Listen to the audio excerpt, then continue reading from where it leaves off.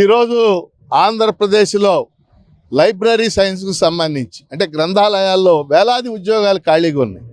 గత 2 దశాబ్దాలుగా ఒక్క ఉద్యోగం కూడా భర్తీ కాలేదు, ఏ పార్టీ అధికారంలో ఉన్నప్పటికి కూడా. మరి ఈరోజు లోకేష్ ఆయన విద్యా మంత్రితో పాటు గ్రంథాలయాల మంత్రి కూడా. అందుకని మేము 3 డిమాండ్లు స్ట్రైట్గా చేస్తున్నాం. జిల్లా గ్రంథాలయాలు, శాఖా గ్రంథాలయాల్లో ఉన్న పోస్టులన్నీ భర్తీ చేయాలా. అలాగే జూనియర్ కళాశాలలు, డిగ్రీ కళాశాలలో ఈ శాంక్షన్ పోస్టులు రిటైర్ అయిపోయారు, అవి కూడా భర్తీ చేయాలా. అలాగే గ్రామాల్లో డిజిటల్ లైబ్రరీస్ పెడతామన్నారు, ఆ డిజిటల్ లైబ్రరీలో కూడా అవి పెట్టి ఆ పోస్టులు భర్తీ చేయాలా. 4వది మెయిన్ డిమాండ్ ఏంటంటే, వాళ్ళ రాష్ట్రంలో 6500 హై స్కూల్స్ ఉన్నాయి. ప్రతి హై స్కూల్లో లైబ్రరీ పెట్టి అక్కడ ఒక ఉద్యోగాన్ని క్రియేట్ చేయాలని మేము డిమాండ్ చేస్తున్నాం. ఇవాళ రాష్ట్రంలో 2 లక్షల మందికి పైగా నిరుద్యోగులు సిఎల్ఎస్సి, బిఎల్ఎస్సి, ఎంఎల్ఎస్సి చేసి ఉన్నారు. వాళ్ళకి న్యాయం చేయాలా. 47 ఏళ్లకు వయో పరిమితి పెంచాలా, ఏజ్ బారే అయిపోయింది.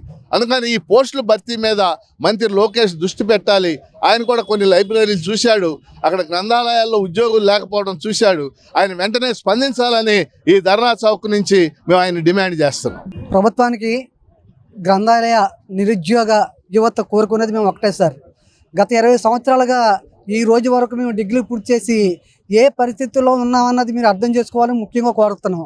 కాబట్టి 20 సంవత్సరాల నుంచి నోటిఫికేషన్ లేకుండా ఏ ప్రభుత్వాన్ని, ఎన్ని ప్రభుత్వాల, ప్రతి ప్రభుత్వంలో ప్రతి మంత్రిని, ప్రతి ఎమ్మెల్యేని అందరినీ కలిసినప్పటికీ ఎటువంటి స్పందన లేకుండా గ్రంథాలయాలు మూతపడే పరిస్థితికి ఇలా తీసుకురావడం జరిగింది.